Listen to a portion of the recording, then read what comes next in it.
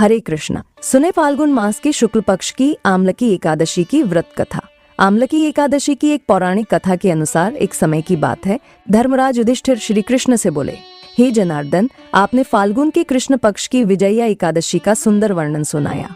अब आप फाल्गुन मास के शुक्ल पक्ष की एकादशी का क्या नाम है तथा इस एकादशी का महत्व और कथा क्या है, कृपा करके मुझे बताइए। श्री भगवान बोले, हे राजन, फाल्गुन मास के शुक्ल पक्ष की एकादशी का नाम आमलकी एकादशी है। इस व्रत के करने से समस्त पाप नष्ट हो जाते हैं तथा इसके प्रभाव से 1000 गौ दान करने का फल प्राप्त होता है। हे राजन, अब मैं आपको महर्षि वशिष्ठ जी द्वारा राजा मांधाता को सुनाई गई एक पौराणिक कथा के बारे में बताता हूँ। आप इसे ध्यान पूर्वक सुने। एक बार राजा मांधाता बोले कि हे वशिष्ठ जी, यदि आप मुझ पर कृपा करें तो किसी ऐसे व्रत की कथा कहिए जिससे मेरा कल्याण हो। महर्षि वशिष्ठ बोले कि हे राजन, सब व्रतों से उत्तम और अंत में मोक्ष देने वाले आमलकी एकादशी के व्रत का मैं वर्णन करता हूँ। यह एकादशी फाल्गुन माह के शुक्ल पक्ष में आती है। एक वैदिश नाम का नगर था जिसमें ब्राह्मण, क्षत्रिय, वैश्य और शूद्र चारों वर्ण आनंद सहित रहते थे। उस नगर में सदैव वेद ध्वनि गूंजा करती थी तथा पापी, दुराचारी और नास्तिक उस नगर में कोई नहीं था। उस नगर में चैत्रथ नाम का चंद्रवंशी राजा राज्य करता था। वह अत्यंत विद्वान तथा धर्मी था। उस नगर में कोई भी व्यक्ति दरिद्र व कंजूस नहीं था। सभी नगरवासी विष्णु भक्त थे और बाल, वृद्ध, स्त्री, पुरुष एकादशी का व्रत किया करते थे। एक समय फाल्गुन मास के शुक्ल पक्ष की आमलकी एकादशी आई। उस दिन राजा, प्रजा तथा बाल वृद्ध सबने हर्षपूर्वक व्रत किया। राजा अपने प्रजा के साथ मंदिर में जाकर पूर्ण कुंभ स्थापित करके धूप, दीप, नैवेद्य, पंचरत्न आदि से आंवले का पूजन करने लगे और इस प्रकार स्तुति करने लगे, हे धात्री, तुम ब्रह्म स्वरूप हो, तुम ब्रह्मा जी द्वारा उत्पन्न हुए हो और समस्त पापों का नाश करने वाले हो, तुमको नमस्कार है। अब तुम मेरा अर्घ्य स्वीकार करो। तुम श्री रामचंद्र जी द्वारा सम्मानित हो। मैं आपकी प्रार्थना करता हूँ, अतः आप मेरे समस्त पापों का नाश करो। उस मंदिर में सब ने रात्रि में जागरण किया। रात के समय वहां एक बहेलिया आया जो अत्यंत पापी और दुराचारी था। वह अपने कुटुंब का पालन जीव हत्या करके किया करता था।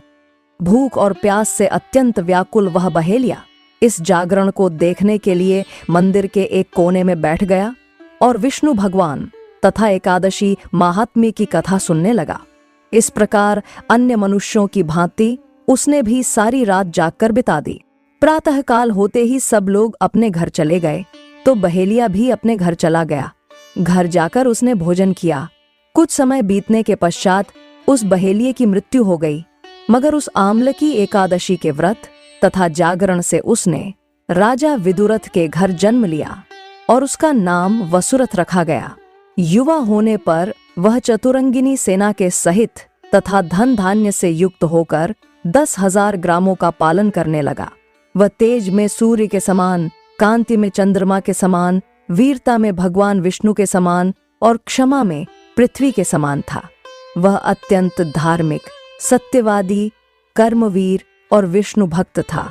वह प्रजा का समान भाव से पालन करता था और दान देना उसका नित्य कर्तव्य था। एक दिन राजा शिकार खेलने के लिए गया। देवयोग से वह मार्ग भूल गया और दिशा ज्ञान न रहने के कारण उसी वन में एक वृक्ष के नीचे सो गया।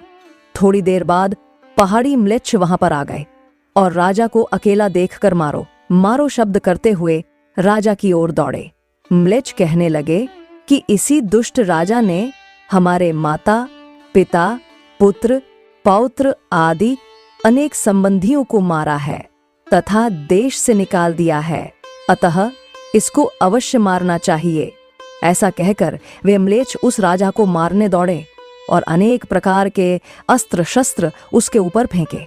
वे सब अस्त्र शस्त्र राजा के शरीर पर गिरते ही नष्ट हो जाते और उनका वार पुष्प के समान प्रतीत होता।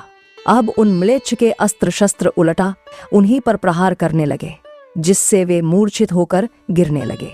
उसी समय राजा के शरीर से एक दिव्य स्त्री उत्पन्न हुई। वह स्त्री अत्यंत सुंदर होते हुए भी उसकी भ्रुकुटी टेढ़ी थी। उसकी आंखों से लाल लाल अग्नि निकल रही थी जिससे वह दूसरे काल के समान प्रतीत होती थी। वह स्त्री म्लेच्छ को मारने दौड़ी और थोड़ी ही देर में उसने सब म्लेच्छ को काल के गाल में पहुंचा दिया। जब राजा सोकर उठा तो उसने म्लेच्छ को मरा हुआ देखकर कहा कि इन शत्रुओं को किसने मारा है? इस वन में मेरा कौन हितैषी रहता है?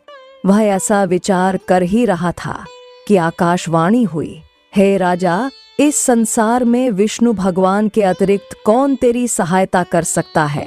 इस आकाशवाणी को सुनकर राजा अपने राज्य में आ गया और सुखपूर्वक राज्य करने लगा। महर्षि वशिष्ठ बोले कि हे राजन, यह आम्लकी एकादशी के व्रत का प्रभाव था।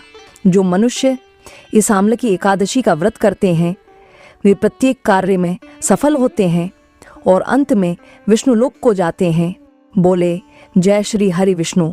भगवान नारायण के भक्त कमेंट में जय श्री हरि विष्णु जरूर लिखें और हो सके तो वीडियो को लाइक और शेयर करें।